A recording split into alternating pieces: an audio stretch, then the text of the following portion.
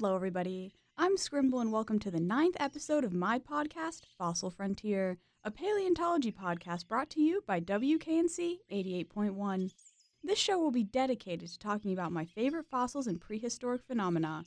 We're going to explore some of Earth's ancient treasures and uncover the stories that they have to tell. So if that's something you're into, you better lock in, because this week we're talking about the Patagotitan, the largest dinosaur and largest land animal to ever live. Okay, so picture this. You're Aurelio Hernandez, a farm worker in La Flecha, Argentina in 2010. As you punch in to go to work and make your way onto the field, you spot something odd in the distance. Something is poking out of the soil. As you come closer, the object just keeps getting bigger and bigger in your view, until you come upon it to find that it's a massive dinosaur bone, a femur bigger than you've ever seen before, even in museums.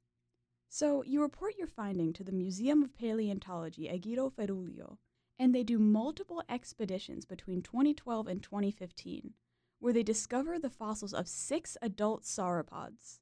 These are the long-necked herbivore dinosaurs.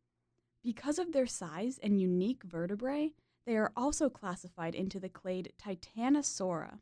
And Titan is a very fitting word here, because these guys are estimated to have been over 120 feet long and 150,000 pounds. That's about 2 semi-trucks in length and a water tower's worth of weight.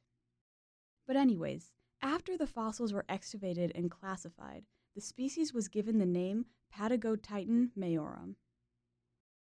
So how did these dinosaurs get so huge? And what did their life look like when they were alive over 100 million years ago? So, the Patagotitan, along with many other similar titanosaurs, lived in South America in heavily planted regions. This was good because they were strict vegetarians, with teeth specially designed to grind up plant matter. During the Cretaceous period when they lived, there were mostly ferns and conifers for them to snack on.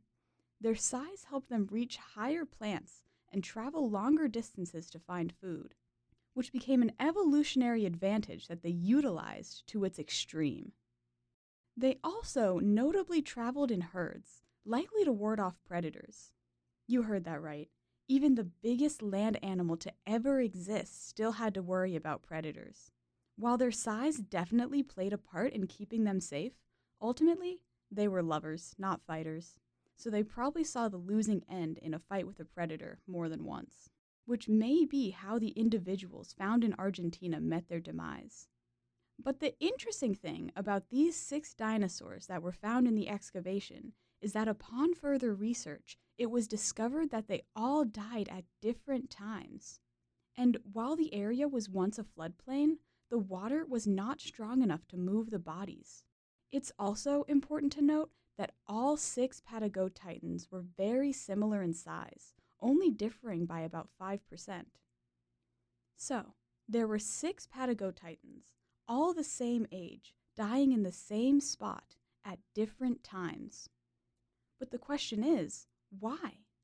What were these massive titanosaurs up to where they all died in the same place around the same time in their lifespan? Well, unfortunately, no one knows for sure. But one of the most prominent theories is that the floodplain was along their migratory pathway, and predators would camp out and wait for them there to ambush them. This would account for the location, but not why they were all the same size.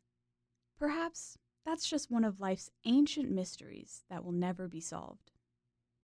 And with that, there's actually another puzzle that's still being hotly debated today regarding the Patagotitan, because many scientists argue that it actually wasn't the biggest dinosaur ever. You see, in terms of other fossils that we've studied, the Argentinosaurus, another titanosaur from South America, may just give it a run for its money.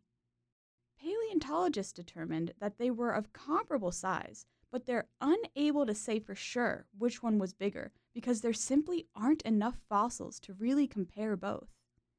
And speaking of incomplete fossil records, there are some dinosaurs we know even less about, which could be candidates for the biggest. First, there's the Broom Sandstone Trackmaker, whose only surviving remnant is a single track mark from Australia. But with this information, we know that these guys could have been about 160,000 pounds. Then there's also the Brahathcaeosaurus, which is known only from photos of a singular bone, and could have been about 180,000 pounds. Unfortunately, there just isn't enough information to say which one was the biggest, and new fossils are being discovered all the time. But for now, with the information we have today, I will say that the Patagotitan was the largest.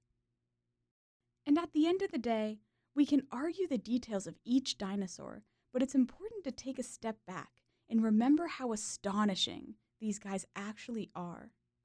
It's hard to visualize the immense size of the Patagotitan just by talking about them, which is why going to museums and seeing these fossils, or at least replicas of them, in person is so important. One of my favorite exhibitions of the Patagotitan, and the reason why they're my personal favorite dinosaur of all time, was at the American Museum of Natural History in New York City. Because the fossil was too large to fit in the Miriam and Ira D. Wallach Orientation Center, they actually positioned this beautiful dinosaur so the neck stretches out the door to the elevator banks, greeting visitors as they come in. It truly was a sight to see. But ultimately, this display showed off the biggest dinosaur to ever live. While their fossil record is sparse, it shows how these guys would migrate long distances to find food and could reach even the highest treetops. The context around how they all ended up in the same location 100 million years ago may remain a mystery, but the fact that they existed at all is a true testament to the wonders of the ancient world. And the scientists' tireless research and eventual display of the Patagotitan majorum just goes to show how important it is, not only to view the remains of these massive creatures yourself, but also to support your local museums and science centers who display countless other artifacts from the prehistoric and modern world. Because to truly grasp the complexity and astonishment of ancient animals, not just the Patagotitan, you just need to see them for yourself. Thank you for listening to the 9th episode of Fossil Frontier. This has been a WKNC podcast. Good night, and I love you. The audio used in this podcast was Song Thrush Nature Field Recording Garden Atmo, recorded by Garuda 1982 under Creative Commons license.